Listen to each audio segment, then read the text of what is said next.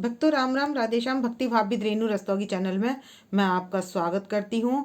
तो आज की वीडियो रहने वाली है सकट चौथ की। तो आप सभी को सकट चतुर्दशी की या संकटी चतुर्दशी की आप सभी को हार्दिक शुभकामनाएं।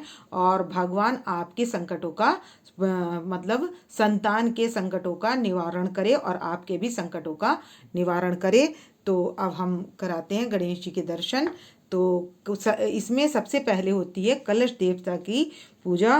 तो ये चाहे गणेश चतुर्थी हो या कोई भी पर्व हो, तो पहले कलश देवता का यानी कि जल में वास होता है।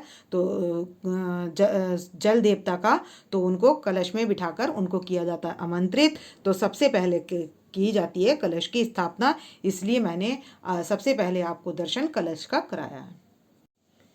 तो यहाँ पर मैंने ले ली है गणेश जी की धोती कुर्ता, मतलब धोती और उनके श्रृंगार का सामान। तो ये माला वगैरह ले ली है मैंने, और ये ले लिया है मुकुट।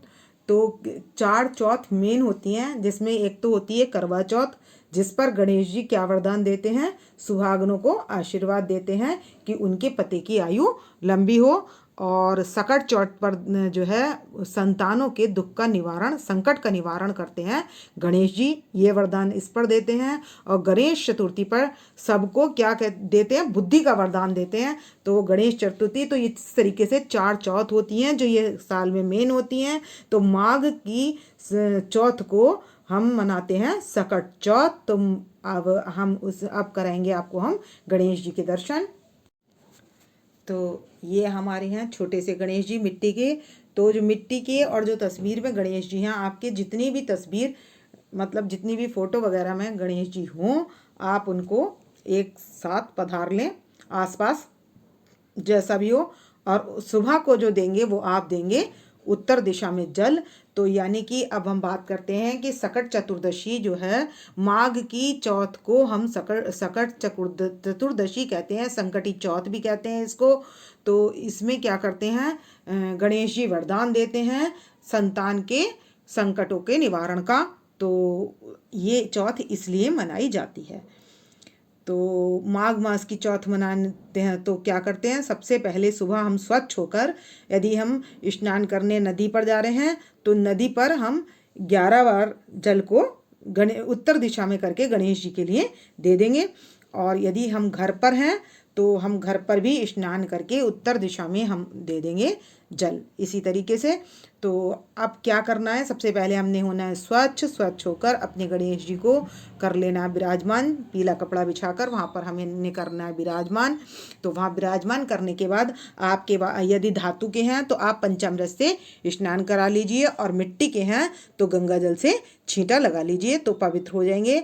और इसके बाद हम क्या करेंगे, इनको पहनाएंगे वस्त्र। तो अब मैं इनको पहना दूंगी वस्त्र। तो आप देख सकते हैं कि मैंने गणेश जी को धोती पहना दी है, और अब मैं पहना दूंगी पटका और माला। तो मैं माला और पटका पहनाती हूँ। तो आपके यदि चांदी के भी हों तो आप उनको साफ करके उनको भी पंचामृत से स्नान करा सकते हैं। पीतल के हैं तो आप उनको भी पंचामृत से स्नान करा सकते हैं। और मेरे ये धातु के हैं तो मैं भी इनको पंचामृत से स्नान कराती हूँ। तो अब मैं इनको पहना दूंगी वस्त्र। तो मैं इनको पटका उड़ा दूंगी। अब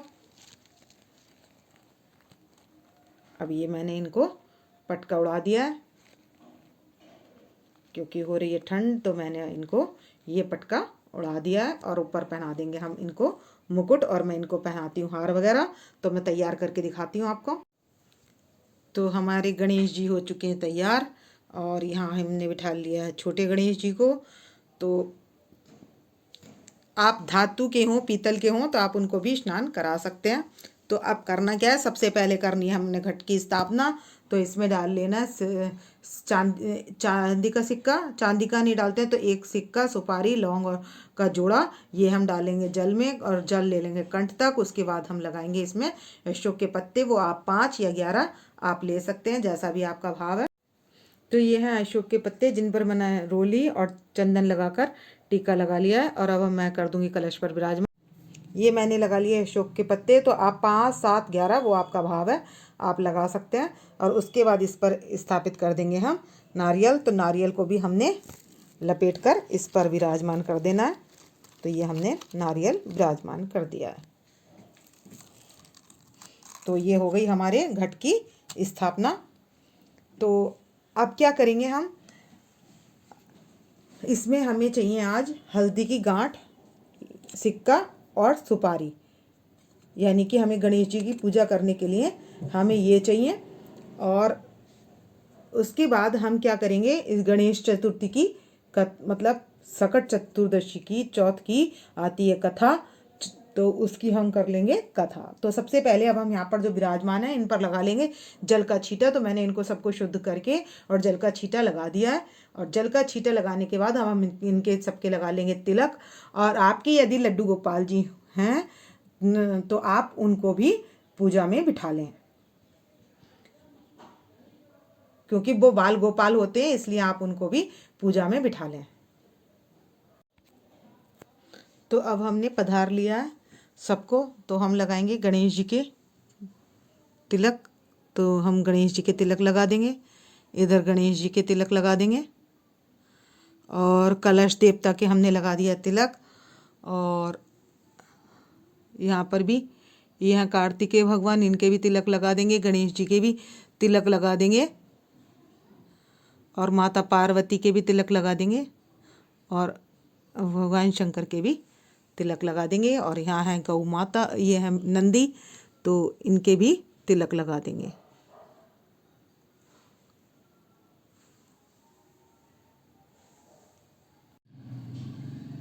तो अब हम लगा लेंगे लड्डू गोपाल जी के तिलक।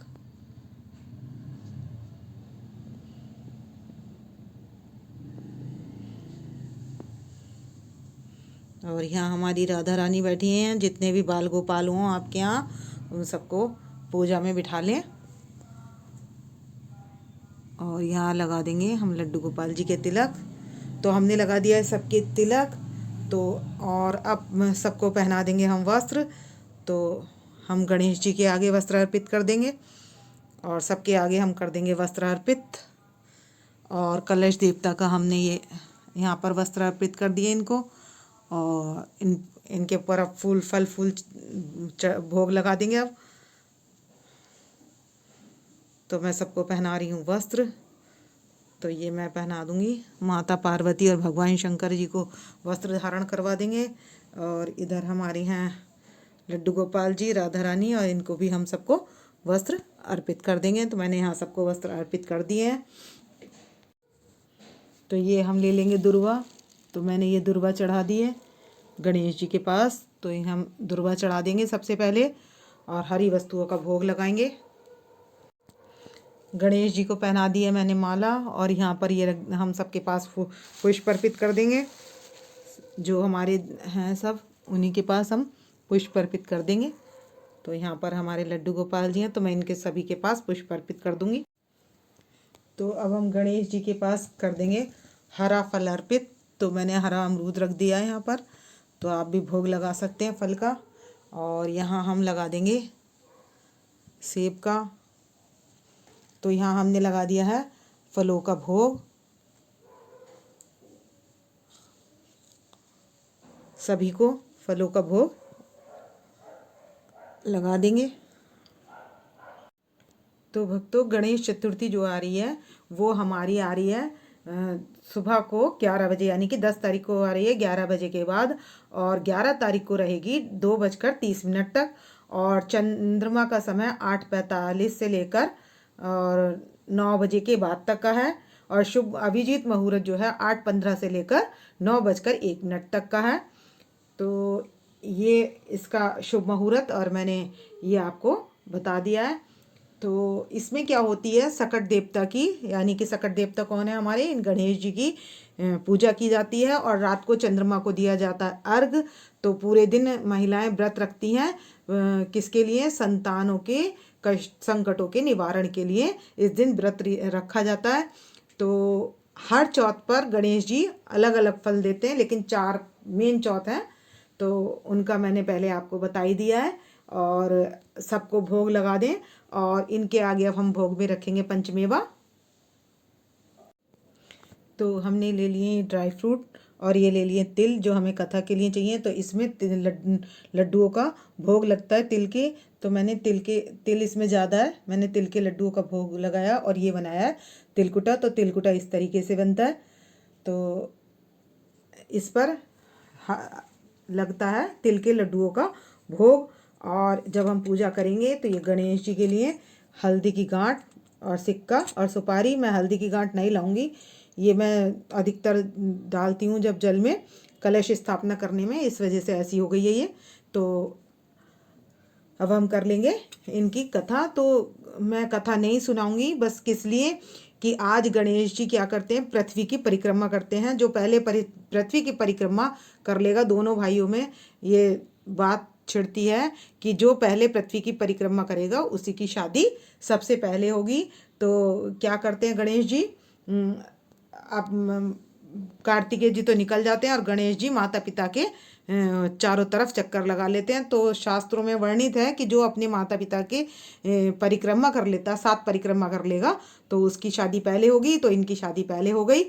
तो यही विधान है। तो तब से क्या हुआ, गणेश जी ने ये कहा कि आज के दिन जो भी महिलाएं मेरा व्रत करेंगी तो मैं क्या करूँगा, उनके संकटों का निवारण करूँगा, संतानों के संकटों का निवारण करूँगा। तो तभी से गणेश जी संकटों का निवारण करते हैं आए हैं। और अब इस संकटी चौथ का बहुत महत्व है। और इस दिन रात को चंद्रमा को अर्घ दिया जाता है। तो जल में जब हम कथा करेंगे तो ये जो हमारे पास तिलकुटा है, इसको हम थोड़ा सा जल में, कथा सुनने से पहले हाथ में ले लेंगे या लड्डू ले लेंगे, वो हम जल में डाल लेंगे। और रात को जब हम पूरी वगैरह बनाएंगे, जो भी पकवान बनाएंगे, तो हम उस चंद्रमा को भोग लगाकर उसके बाद हम व्रत को खोलेंगे। तो अब करते हैं व्रत की कथा कैसे करते हैं। तो भक्तों, मेरे पास ये बुक है, इसमें सारे त्योहारों की कथा है।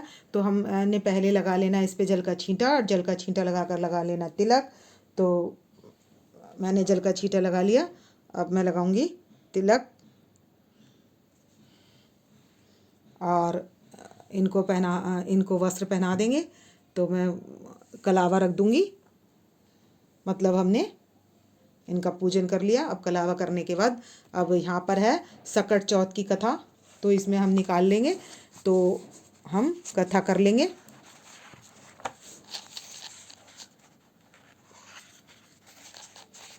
ये है सकट चौथ की कथा यहाँ पर। तो इस कथा को हम कर लेंगे और हाथ में ले लेंगे ये तिल का लड्डू ले लेंगे, या तिलकुटा ले लेंगे, या तिल भी ले सकते हैं। तिल और गुड़ एक साथ लेने होंगे। अगर हम तिल और गुड़ लेंगे तब वैसे भी कर सकते हैं, तो आपका भाव है। लेकिन तिलकुटे का महत्व ज़्यादा होता है। तो हम हाथ में ले लेंगे तिलकुटा और सुन लेंगे कथा। कथा सुनने के बाद हाथ में रख लेंगे हम कुछ दक्षिणा रख लेंगे, और दक्षिणा रख कर हम जो तिलकुटा होगा तो अब हम कथा कर लेंगे। तो जो इसमें कथा लिखी हुई है उसकी कथा करके हम, और वो ये तिलकुटा लेकर हम जल के लोटे में डाल लेंगे। और जब हम चंद्रमा को अर्घ देने जाएंगे तो इसी जल के साथ पूरी वगैरह जो कुछ हम बनवाएंगे, पकवान बनाएंगे, वो लेकर जाएंगे और चंद्रमा का देंगे जल देंगे, और उसके बाद हम भोजन करेंगे। तो भक्तों, हमने जला लिए जोत, तो कर लेंगे घंटी बजाकर गणेश जी की आरती। जय गणेश जय गणेश जय गणेश देवा, माता जाकी पार्वती पिता महादेव, एक दंत जय दंत चार भुजाधारी, माथे पर तिलक सोहे मूसे की सवारी। जय गणेश जय गणेश जय गणेश देवा, माता जाकी पार्वती पिता महादेव। तो हमने आरती कर ली है, और आप दूसरी आरती करना चाहें तो कर सकते हैं। तो ओम जय जगदीश हरे की भी कर सकते हैं। तो भक्तों, यदि आपको मेरी वीडियो पसंद आए तो प्लीज़ लाइक करें, सब्सक्राइब करें और शेयर करना ना भूलें। भक्तों, राम राम, राधे श्याम।